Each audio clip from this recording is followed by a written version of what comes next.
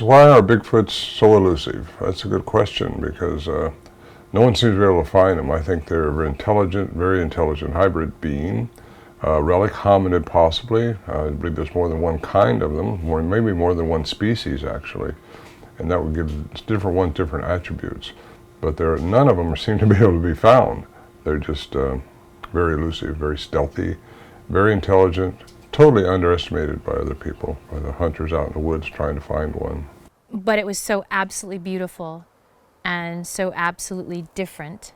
And again, when I say all of this, I didn't see the Sasquatch sing, so I don't know for a fact it was them. But the phenomena, when I went into the woods looking to have that encounter and then to have that experience, I keep leaving the woods with more questions. Like, wow, they can do that. Like, wow, they can do that. I came up with this idea because I'm a problem solver by nature. You know, I was a detective and that's just what I do. And so I was trying to figure out that, I figured that, if anybody's capable of getting evidence of this thing, I am. Why not? And so I'm trying to think outside the box and think of other ways, of doing things potentially to have a better shot at gathering and gaining proof. So I came up with this idea to put game cameras on known travel routes, or at least theorized travel routes of these things based on available data. And they've outsmarted us so many times with camera traps. Everything we've tried to do is like they figured it out ahead of time.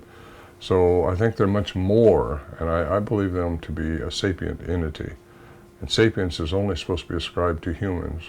And these may be part human. I believe they very well could be part human. I'm not going to say I'm not scared, but you have to go out at night. In my opinion, you can't be by a campfire and expect to discover the species.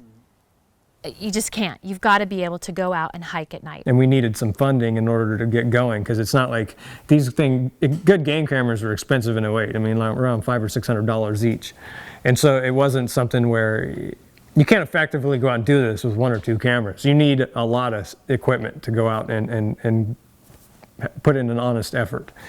And so we ended up pitching the idea to the benefactor, and he agreed. And so he funded us, and he bought us about 50 game cameras. Bigfoot is more advanced than people want to give them credit for, at least the ones I encountered. And I encountered them several times in the Sierra Nevada mountains of California and other places too. But I'll tell you what, when you do that, it's life-changing. And so many of the professors and these people out there looking for them in the woods haven't had that life-changing event happen to them. They may have had a rock thrown at them or found some track or something like that, but that's not going to convince them, evidently. They have to have something happen to them like what happened to me, when you can't explain it.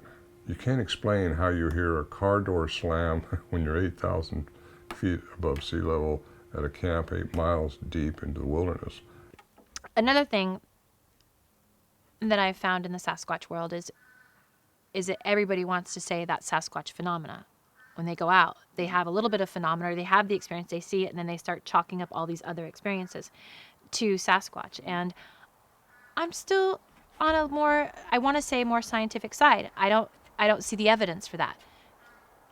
What's to say that there's not something else out there?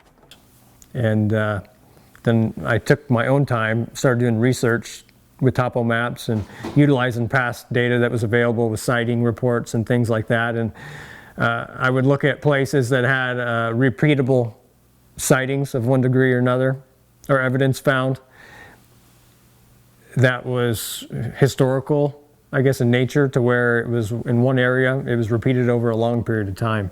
And then I started taking these reports once I established these locations, and then I would try to figure out the routes of travel, where they were getting from point A to point B based on the sighting reports. So like, for instance, if I had a couple of sightings on one side of a ridge and a couple of sightings on the other side of a ridge, historically over a period of a few years or 20 years or whatever, then I would try to figure out how are they getting from this spot to this spot, because the Olympics is where we put most of our effort into, is because of the terrain, and the terrain dictates movement.